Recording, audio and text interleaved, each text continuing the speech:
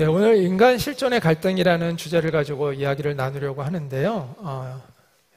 실존주의 철학자 중에 가장 대표적인 사람 중에 하나가 바로 키에르케고르죠. 이 사람은 덴마크 코펜하겐 출신인데요. 그의 아버지는 신분이 매우 낮은 사람이었는데 자수성가한 사업가예요. 그리고 독실한 경건주의 기독교인이었고요. 키에르케고르는 그런 아버지의 영향을 매우 많이 받으며 자랐다고 합니다. 그리고 그 어머니는 하녀였는데요. 나중에는 그 후처가 된 그러한 여인이었습니다. 그런데 이런 키에르케고르에게 자신의 표현에 의하면 대지진이라고 불리는 충격적인 사건이 있게 됐는데 그게 뭐냐면 자기 아버지의 비밀을 알게 된 것이었어요. 그 아버지는 남몰래 숨겨둔 두 가지의 비밀이 있었다고 합니다. 첫째는 그의 아버지가 소년 시절에 극심한 추위 속에서 하나님을 저주했다는 거예요. 그리고 또 하나의 비밀은 본처가 죽은 후에 키에르케고르의 어머니인 하녀와 결혼을 하게 됐는데 결혼하기 전에 이미 임신 8개월이었다는 것입니다. 이 두 가지 비밀은 경건주의자였던 그 본인 아버지의 마음에 깊은 죄책감을 주게 되었습니다. 이 비밀을 키에르케고르가 알게 되었다고 해요. 그 아버지의 비밀을. 그러자 키에르케고르가 아버지에게 너무 큰 실망을 했고 자신의 인생에도 방황을 하게 됩니다. 그때 그의 나이가 22살이었는데 신학을 공부하고 있었는데 그 이후에 방탕하고 절망적인 인생을 살아가게 됩니다. 그런데 2년 후에 그 아버지가 죽고 나서 그가 다시 신앙을 회복하고 아버지와의 약속을 지키기 위해서 목사가 되기로 다시 결심을 했습니다. 그때 레기네 올젠이라는 한 소녀를 만나서 사랑에 빠지게 됩니다. 그런데 3년 후에 너무나 사랑했던 그녀에게 이별의 통지를 합니다. 왜냐하면 자신의 과거의 그 성적인 타락이 그의 마음에 깊은 죄책감을 주어서 그 순결한 여인과 내가 결혼할 수 없다라는 생각을 해서 스스로 이제 독신을 살기로 결심을 하고 그 애인과 헤어지게 되고요. 그 이후에 이제 이 사람이 철학자로서 깊은 사색에 몰입하게 됩니다. 그리고 인간 실존과 죄악의 문제에 관한 그러한 신학적, 철학적 사상을 발전시켜 가면서 그가 쓴 책이 죽음에 이르는 병이라는 책을 내게 되죠. 아주 유명한 책이 되죠. 이 책에서 그는 인간 내면에 있는 죄성, 깊은 죄의식, 그리고 그로 인한 자기 절망에 대해서 깊이 성찰하고 있습니다. 그래서 인간은 원죄를 가지고 태어나고 도덕적인 불안정성 가운데 있기 때문에 자신에 대한 신뢰와 환상이 깨어지게 되고 결국은 절망에 빠질 수밖에 없는 존재다라고 이야기를 합니다. 여러분도 그런 갈등 또 절망을 느낀 적이 있습니까? 내 마음속에 끊임없이 솟아나오는 그 죄성 때문에 괴로워한 적이 있습니까? 아마 있을 거라고 생각합니다. 그렇지 않다면 아무 생각 없이 그냥 살고 있는 것이고 둘 중에 하나겠죠. 본문에 나오는 이 바울의 고백은 그 인간 실존의 문제와 관련되어 있습니다. 바울은 뿌리 깊은 죄의식으로 인해서 고통받고 있는 자신의 내면적 갈등을 다음과 같이 실감나게 표현하고 있는데요. 같이 한번 14절과 15절 읽도록 하겠습니다. 시작. 나는 육신에 속하여 죄 아래에 팔렸도다. 내가 행하는 것을 내가 알지 못하노니 곧 내가 원하는 것은 행하지 아니하고 도리어 미워하는 것을 행함이라. 자, 오늘 본문은 제가 이제 이 14절부터 시작을 하는데 로마서 7장 1절부터 13절의 내용은 어떤 내용이냐면 제가 그 내용을 지금 뛰어넘어갔잖아요. 근데 그 내용을 간단히 얘기하면 율법은 선하다는 거예요. 율법은 아무 잘못이 없어요. 율법은 선해요. 율법은 죄가 무엇인지를 알려줘요. 그래서 율법은 선하고 의롭고 심지어 거룩하기까지 하다고 바울이 이야기를 합니다. 바울이 결코 율법을 잘못됐다고 이야기하지 않아요. 율법은 선하고 거룩한 것이라고 이야기합니다. 그런데 문제는 뭐냐? 율법은 무능력하다는 거예요. 사람 중에서 되게 착한데 무능력한 사람이 있잖아요. 그러니까 율법이 마치 그와 같아요. 율법은 선해요. 그런데 죄를 이기게 하는 능력은 못 줘요. 율법은 무능력하다는 거예요. 그래서 우리 안에 있는 이 죄의 본성이 우리로 하여금 율법을 어기게끔 유혹한다는 거예요. 율법은 그것을 막아내지 못해요. 그래서 우리 인간은 결국은 그 율법대로 살지 못하고 하나님이 원하시지 않는 방향으로 우리가 살아가게 된다라는 것을 죄가 그렇게 만든다고 이야기하는 게 그 앞에 이야기인데 오늘 본문도 그 연장선상에 있어요. 그런데 문제는 뭐냐면 이 바울의 고백이 현재형이라는 거예요. 한글 성경에서 보면 나는 육신에 속하여 죄 아래에 팔렸도다라고 하니까 과거형 동사로 보이죠. 과거형 같죠. 그러나 원문을 보거나 아니면 영어 성경을 보면은 이게 과거형이 아니라 현재형이라는 걸 알 수 있어요. 그래서 세번역 성경을 보더라도 나는 육정에 매인 존재로서 죄 아래에 팔린 몸입니다. 이렇게 현재형을 쓰고 있어요. 오늘 본문 사도행전이 아니라 로마서 7장 14절부터 25절 이 본문 전체가 다 현재형이에요. 모든 동사가. 그러니까 바울의 지금 이 고백은 현재형으로 고백하고 있어요. 여기서 우리는 혼란스러움을 느껴요. 왜냐하면 바울이 과거에 예수님 믿기 전에 내가 육신에 속하여 죄 아래에 팔렸도다라고 말한다면 이해가 돼요. 그런데 지금 그리스도인 된 이후에 내가 육신에 속하여 죄 아래에 팔렸도다? 이걸 우리가 어떻게 받아들여야 할 것인가라는 혼란이 우리 가운데 생기게 돼요. 그렇기 때문에 어떤 신학자들은 이 바울의 이 고백은 그리스도인 되기 이전의 상태를 회상하고 있는 것이다. 단지 문학적 표현으로 실감나게 현재형으로 표현하고 있을 뿐이다 라고 주장하는 사람들도 있어요. 물론 문학적으로 그것도 가능한 이야기이긴 해요. 그러나 저는 그렇게 그 주장이 옳다고 생각하지는 않습니다. 이 본문 14절부터 25절까지의 현재형으로 계속되어지고 있는 이 바울의 내면적인 고백은 과거의 고백이 아니라 지금 바울의 현재의 고백이라고 저는 생각을 합니다. 그 이유는 그리스도인이 되기 이전에는요, 죄에 대해서 민감하지 않습니다.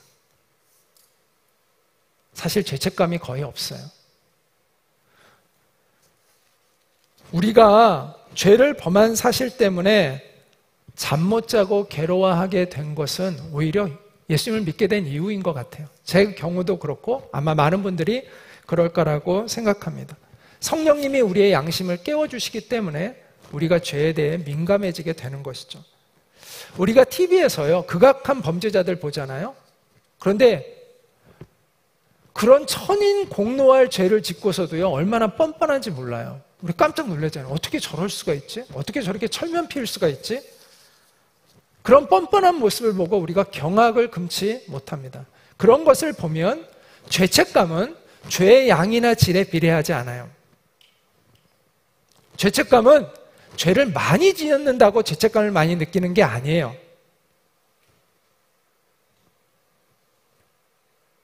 죄책감은 하나님이 주신 양심이 깨어날 때 생기는 거예요. 양심 때문에 생기는 거예요.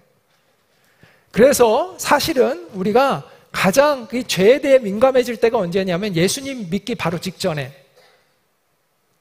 내 죄를 깨달을 때, 굉장히 죄에 민감해지고 오히려 예수님을 믿고 난 이후에 죄에 대한 민감성이 많아져요. 자, 그렇기 때문에 바울의 지금의 이 고백은 예수 믿기 전이다 후다? 후라고 충분히 볼 수 있다라는 것이죠. 자, 그러면 자, 그리스도에 대한 이후의 고백이라고 본다 하더라도 그럼 바울의 이 고백이 과거형이냐 현재형이냐는 아직까지도 남아있는 문제죠. 그리스도인이 된 이후에 그리스도인이 된 이후에 이 고백을 했다면 그럼 그 시점은 언제일까라는 거예요. 자, 영적으로 미숙했던 시기였을까? 아니면 영적으로 엄청나게 성장한 바로 이 로마서를 쓰고 있는 바로 이 시점에서도 이 고백은 유효한 것인가? 라는 질문을 하게 되죠. 다시 쉽게 얘기하면 사도 바울이 성령 충만을 받기 이전인가? 예수님 믿고 난 이후에 아니면 성령 충만을 받은 이후 바로 로마서를 쓰고 있는 바로 이 순간 그 순간의 고백일 수도 있는가라는 질문은 아직도 남아요. 자, 여러분은 어떻게 생각하세요? 자, 여기서 우리는 성령의 내주와 성령의 충만이 차원이 다른 거라는 것을 먼저 이해할 필요가 있어요. 자, 성령의 내주는 뭐예요? 우리가 예수님을 믿으면 성령님이 우리 안에 오시죠. 우리 안에 거하시죠. 이걸 성령의 내주라고 이야기를 해요. 그럼 성령의 충만은 성령의 내주와 동시에 오는 경우는 거의 드물고 대부분은 성령의 내주한 이후에 영적으로 내가 어떤 깊은 기도의 체험과 말씀에 집중하면서 어느 순간 내가 성령의 충만함을 입게 돼요. 시간의 간격이 있다는 거예요. 그럼 성령의 충만은 뭐예요? 성령의 충만은 내 안에서 주님을 따르고 주님의 뜻대로 살 수 있는 하나님이 주시는 힘을 얻게 되는 것을 이야기를 해요. 아까 우리가 찬양의 가사에도 제가 정확한 기억은 정확하게 말을 할 수는 없지만 거룩한 삶을 살게 하고 두려움 없는 믿음을 갖게 하는 용기를 준다고 아까 우리가 고백을 했잖아요. 그게 바로 성령의 충만한 그 완전하신 하나님의 사랑을 우리가 찬양해 이렇게 아까 노래했단 말이에요. 그것이 바로 성령의 충만한 단계에서의 그런 것들을 경험하는 것이죠. 그래서 순서가 있다는 거예요. 예수님을 믿으면 성령의 내주가 시작되고 나중에 어느 시간이 지나서 우리가 하나님의 은혜 안에서 성령의 충만을 경험하게 된다는 것이죠.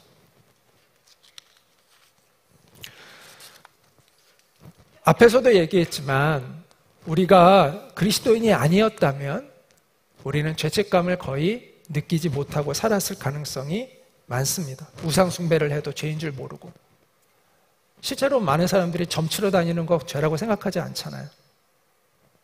간음을 해도 괴로워하지 않아요.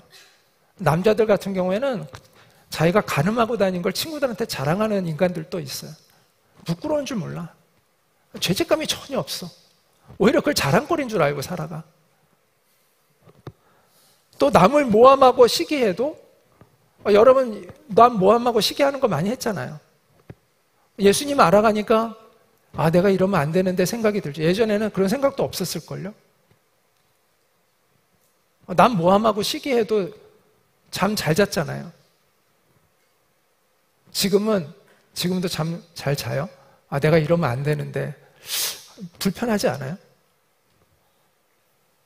이처럼 우리가 예수님을 믿은 이후에 죄에 대한 민감성이 생겨요. 그런데 성령의 충만, 이게 성령의 내주를 받게 되면 이제 민감성이 생겨요. 그런데 성령의 충만을 입지 않으면 내가 아는데 못 살아요. 알긴 알아. 민감성이 생겨서 알긴 알아. 그런데 죄를 극복을 못해. 이러면 안 되는데 하면서도 또 다시 그 죄를 또 반복해서 자꾸 짓는 그러한 것들이 반복이 돼요. 그러니까 탄식이 되죠. 영혼의 탄식이 생겨요.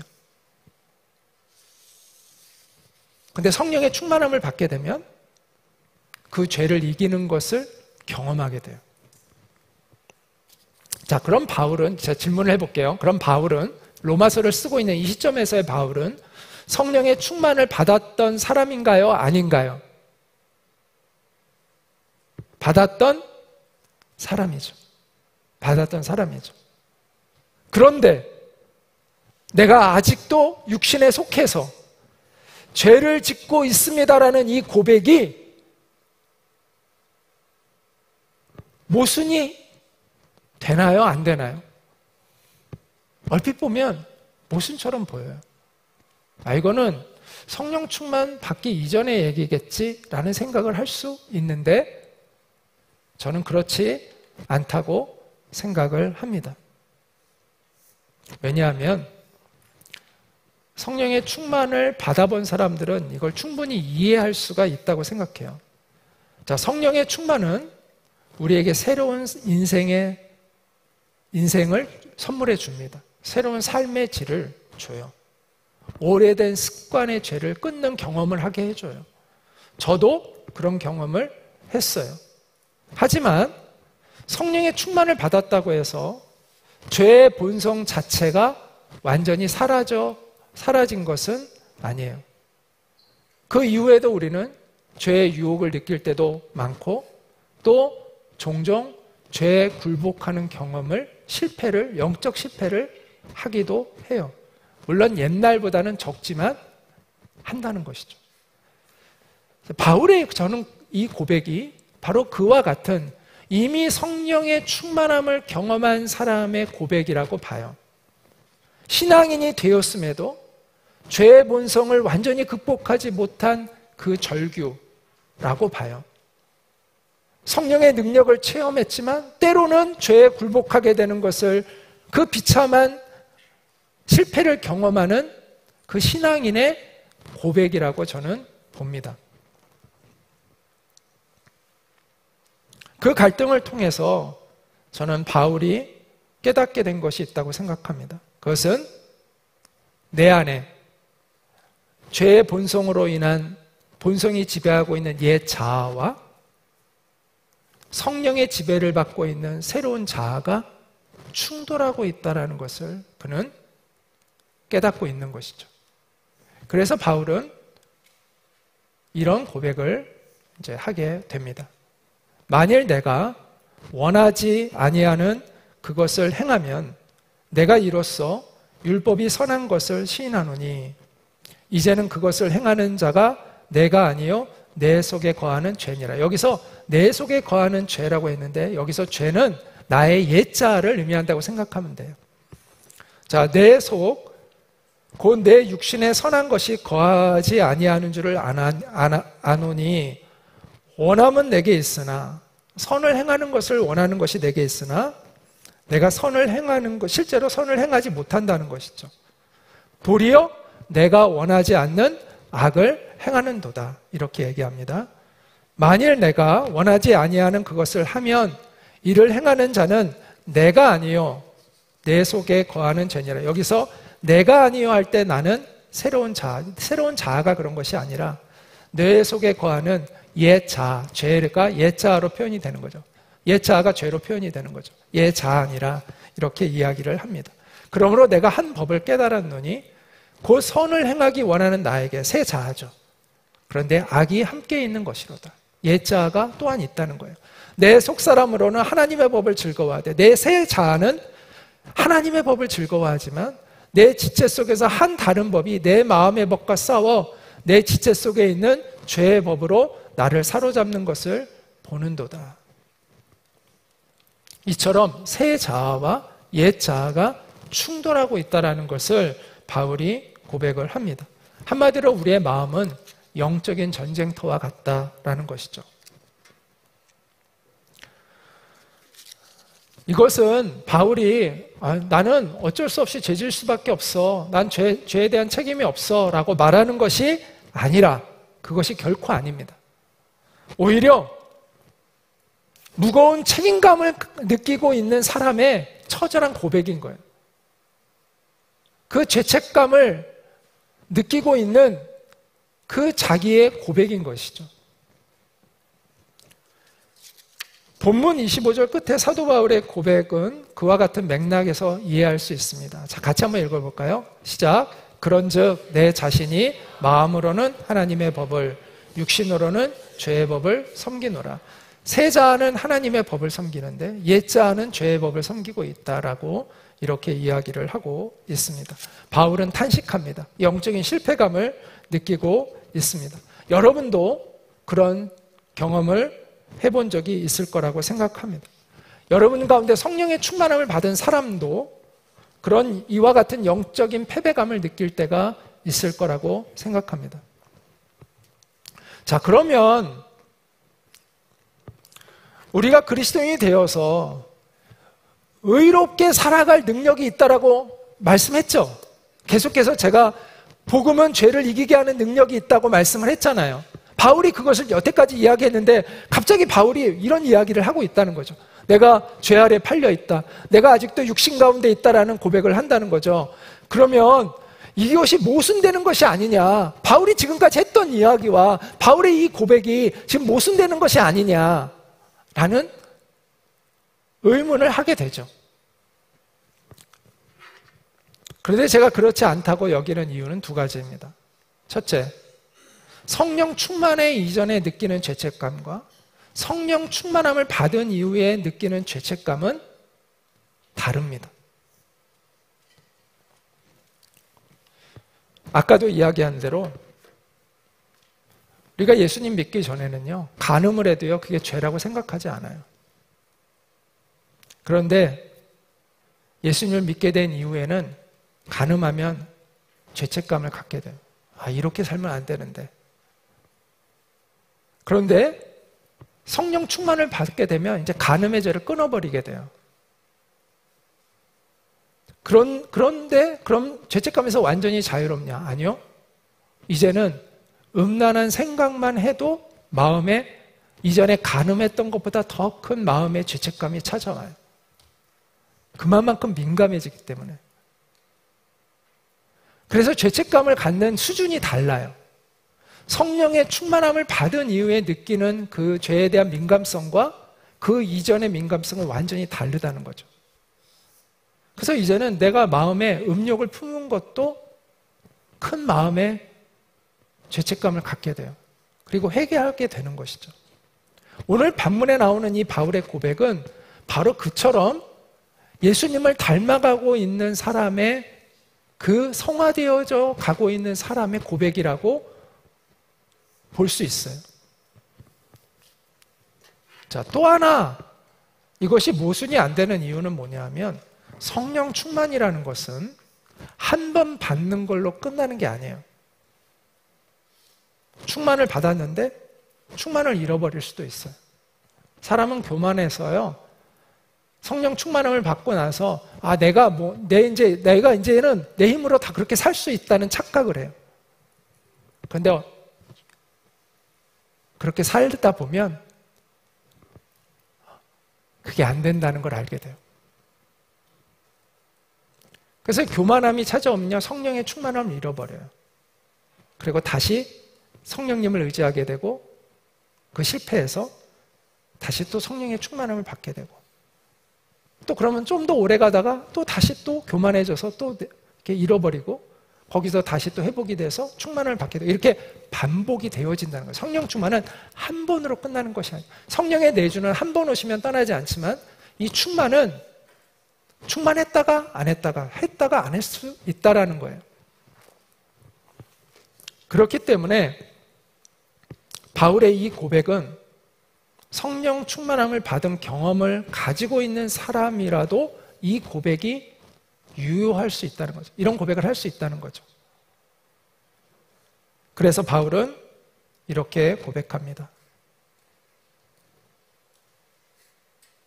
오라 나는 공고한 사람이로다. 이 사망의 몸에서 누가 나를 건져내랴. 이 죄의 관성, 오랫동안 죄를 짓고 살았던 나의 옛자, 그 관성이 아직도 내 안에 남아있어서 나를 자꾸 그쪽으로 끌어당기려고 하는 것들을 경험하게 된다는 거예요. 그런데 바울은 이제 여기까지 보면 절망이죠. 그런데 바울은 샘솟는 소망이 있다는 것을 우리에게 이야기를 합니다. 자신의 모습을 보면 절망할 수밖에 없지만 그는 십자가를 보면서 용기를 얻게 됩니다. 왜냐하면 십자가는 의인을 구원하러 오신 하나님이 아니라 죄인을 구원하러 오신 하나님을 보여주고 있기 때문입니다.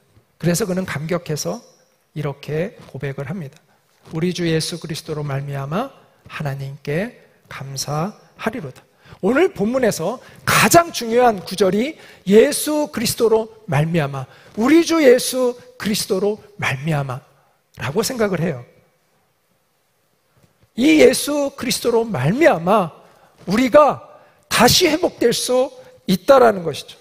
우리가 육신에 져서 죄를 짓는다 하더라도 우리 주 예수 그리스도로 말미암아 다시 용서함을 받을 수 있고, 우리가 죄의 늪에 빠진다 하더라도 예수 그리스도로 말미암아 다시 일어날 수 있고, 우리의 가는 전진을 향하는 그 발걸음이 멈춘다 하더라도 우리 주 예수 그리스도로 말미암아 다시 전진할 수 있다는 것을 바울이 고백하고 있는 것이죠. 때때로 우리는 성령을 의지하지 않고 우리 자신을 의지하여 죄에게 지는 그러한 실패의 경험을 하게 됩니다. 하지만 우리는 영원한 실패자로 남아있지 않습니다. 왜냐하면 주님께서 다시 찾아오셔서 우리를 일으켜 세우시기 때문입니다. 저는 이것이 그리스도인의 실존이라고 생각합니다. 인간의 실존은 절망할 수밖에 없지만 그리스도인의 실존은 우리에게 소망을 준다는 거예요. 여러분은 죄와 피 흘리기까지 싸우고 있습니까? 바울의 고백이 바로 그런 사람의 고백인 거예요. 성화의 가정 가운데 살아가고 있는 믿음의 사람의 고백인 것이죠. 우리가 물론 늘 성령 충만해서 죄를 다 끊어버리고 이제는 죄를 하나도 안 짓고 살 수 있다면 그게 제일 좋죠. 그러나 안타깝게도 우리는 실패를 하게 됩니다. 하지만 분명한 것은 우리 주 예수 그리스도로 말미암아 우리는 다시 일어나 주님을 따르고 거룩함을 향한 발걸음을 다시 시작할 수 있다는 것이죠. 바울이 얘기하고 있는 나는 공고한 사람입니다라는 이 고백은 죄 속에 그냥 파묻혀 살고 있는 사람의 그러한 고백이 아니라 주님의 기쁨이 되고 싶어서 몸부림치고 있는 그러한 성도의 고백입니다.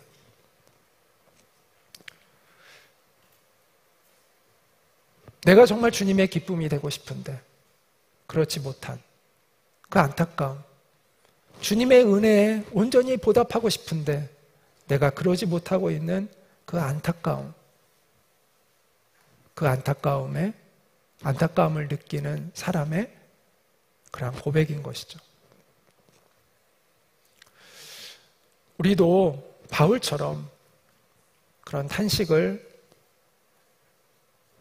할 때 우리는 뼈저리게 다시 한번 느끼게 될 것입니다. 아, 내 힘으로 하나님을 기쁘게 하며 살 수 있는 것이 아니구나. 하나님의 도우심이 필요하구나. 내 안에 와 계신 성령님을 내가 의지하지 않고서는 내 힘으로는 내가 하나님을 기쁘게 하는 삶을 살 수가 없구나라는 것을 우리가 뼈저리게 깨닫게 됩니다.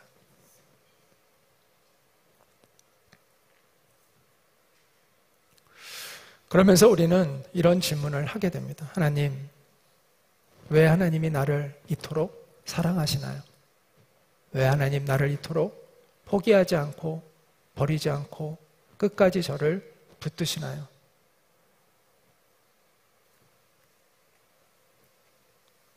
예수 그리스도로 말미암아 하나님께 감사합니다라는 고백을 우리가 하게 되는 것이죠.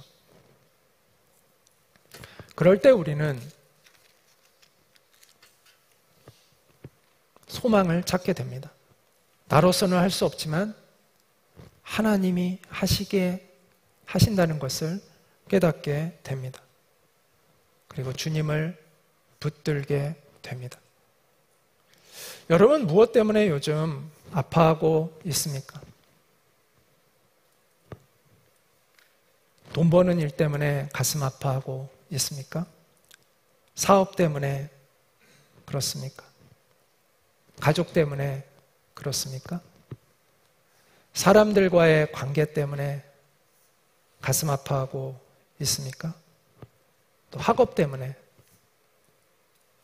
또 진로에 대한 막막함 때문에 답답해하고 가슴 아파하고 있습니까? 물론 그것도 우리가 가슴 아파해야 할 일들 중에 하나일 수도 있겠죠. 그러나 정말 우리가 가슴 아파해야 하는 것은 하나님 앞에서 내가 온전하게 살고 있지 못한 것입니다. 온전하게 하나님을 사랑하고 있지 못한 것 때문에, 온전하게 내가 주님을 따르고 있지 못하고 있는 것 때문에 우리는 가슴 아파해야 합니다. 우리의 이기심, 욕심의 이 가시들로 가득해서 내 안에 계신 성령님이 내 안에 평안히 거하시고 있지 못한 것 때문에, 내가 성령을 근심하게 하고 있는 사람인 것 때문에 우리는 가슴 아파해야 합니다. 바울의 이 고백이 바로 그런 고백인 것이죠.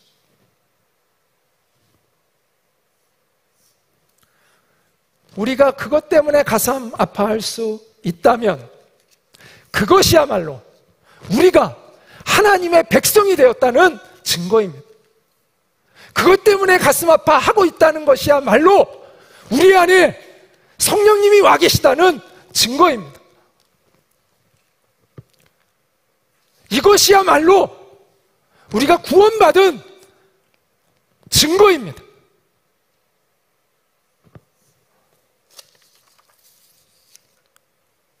여러분 자신에게 절망하고 있나요? 인간의 절망은 하나님의 시작이라는 말이 있습니다. 주님은 여러분을 포기하지 않습니다. 그 약속이 바로 십자가입니다. 십자가는 하나님의 피 묻은 사랑입니다. 반드시 내가 너를 회복시키겠다는 주님의 의지가 담겨 있습니다. 주님이 내미시는 손을 붙잡고 다시 일어나면 됩니다. 내 힘으로 사는 게 아니라 하나님의 능력으로 사는 것을 우리는 배워야 합니다. 내 힘으로 살아가는 것이 아니라 성령의 능력으로 살아가는 것을 우리는 배워야 합니다. 우리는 그 연습을 수천 번, 수만 번 해야 하는 거예요. 처음부터 한 번에 공중 고개를 멋지게 하는 그러한 고개사는 없습니다. 그럼 어떻게 연습을 할까요? 밑에 안전 그물망을 깔아놓죠. 그리고 수없이 연습을 합니다. 안전 그물망이 없으면 연습을 못하겠죠. 그런데 안전 그물망이 있기 때문에 마음 놓고 수없이 고개를 연습합니다. 그래서 어느 순간이 되면 이제 떨어지는 횟수가 거의 줄어들면서 완전한 고개를 펼치게 되는 것이죠. 이 고개사들에게 이렇게 보호해주고 있는 이 안전 그물망 있잖아요. 저는 이게 바로 주님의 십자가의 사랑이라고 생각합니다. 주님의 십자가의 사랑이 우리로 하여금 끊임없이 이 거룩함의 도전을 할 수 있도록 우리를 보호하고 계시는 것이죠. 넌 언제든 다시 시작할 수 있어. 너 여기서 다시 일어나. 다시 시작하는 거야. 다시 한번 해봐. 이렇게 끊임없이 우리에게 다시 거룩함에 도전을 할 수 있는 은혜를 이 보호하고 계신 것이 바로 주님의 십자가의 사랑입니다. 주님은 우리에게 지금 완성을 기대하고 계시는 것이 아니라 연습을 원하고 계신 거예요. 주님의 그 사랑을 의지해서 거룩함의 연습을 계속 하라고 우리에게 격려해주고 계신 것이죠. 넘어질 때마다 우리를 다시 일으켜 주시는 주님의 그 은혜가 우리 가운데 있는 것입니다. 이 은혜에 감사하면서 거룩함을 향한 도전을 끊임없이 해나가는 저와 여러분이 될 수 있기를 소망합니다. 나의 힘으로 살아가는 것이 아니라 성령의 힘으로 살아가는 것을 배워가는 그러한 우리가 될 수 있기를 원합니다. 그러면 우리는 점점 내가 정말 도달할 수 없을 것처럼 여겨졌던 그 거룩함, 주님을 닮아가는 그 모습으로 우리는 변해되어 갈 것입니다. 주님은 우리를 이끄시는 목적지가 명확합니다. 내가 거룩하니 너희도 거룩하라입니다. 율법으로는 우리가 이 거룩함에 이를 수 없지만 주님의 그 십자가의 완전한 사랑이 우리를 그 거룩함으로 이끌어 갑니다. 그래서 죄를 사하는 용서해 주시는 그 복음의 능력만 경험하는 것이 아니라 죄를 이기게 하는 능력을 복음은 우리에게 경험하게 합니다. 이 주님의 십자가의 완전한 사랑 안에서 거룩함을 연습해가는 우리가 될 수 있기를 소망합니다. 같이 기도하도록 하겠습니다. 우리 먼저 하나님께 감사했으면 좋겠어요. 주님의 그 사랑으로 우리를 보호하고 계신 주님께 감사를 먼저 드렸으면 좋겠고, 우리가 이 주님의 사랑 안에서 거룩함을 향해 끊임없이 도전해 갈 수 있는 우리가 될 수 있도록 주님 도와주십시오. 내 힘으로 살아가는 것이 아니라 성령의 능력으로 살아가는 것을 배워갈 수 있는 그러한 우리가 되기를 원합니다. 그래서 우리가 이 세상 속에서 거룩한 믿음으로 당당하게 복음의 증인답게 살아갈 수 있는 우리가 되도록 주님 우리를 빚어 주시옵소서라고 우리 같이 기도하도록 하겠습니다. 기도합니다.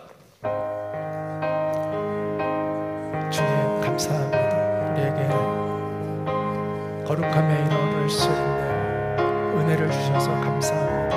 이 주님의 십자가의 사랑 안에서 우리가 보호받으며 거룩함을 끊임없이 연습할 수 있는 우리가 될 수 있게 해주셔서 감사합니다.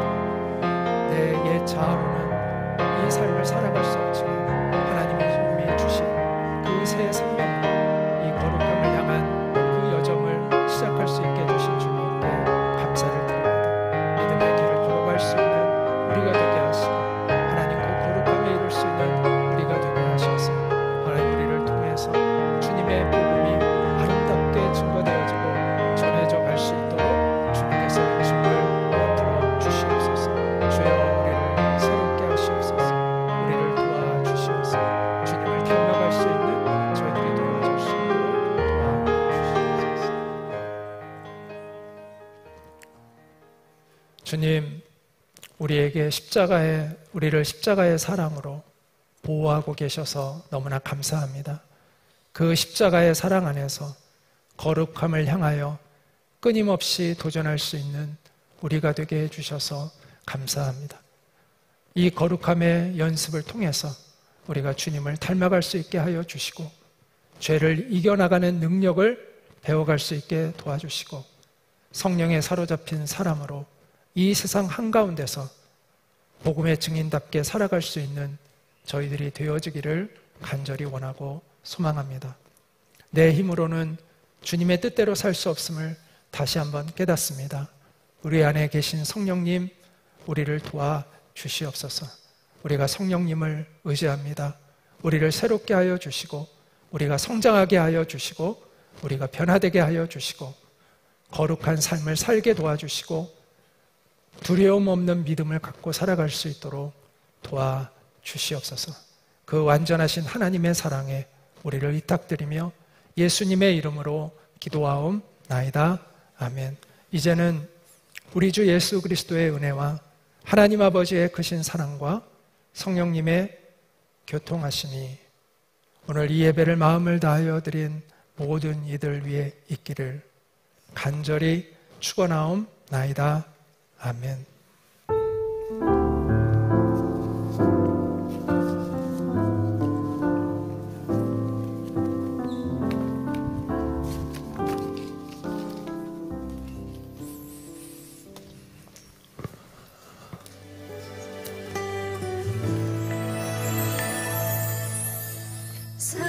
사람이 넘치기보다 사랑이 넘치는 교회 섬김을 원하기보다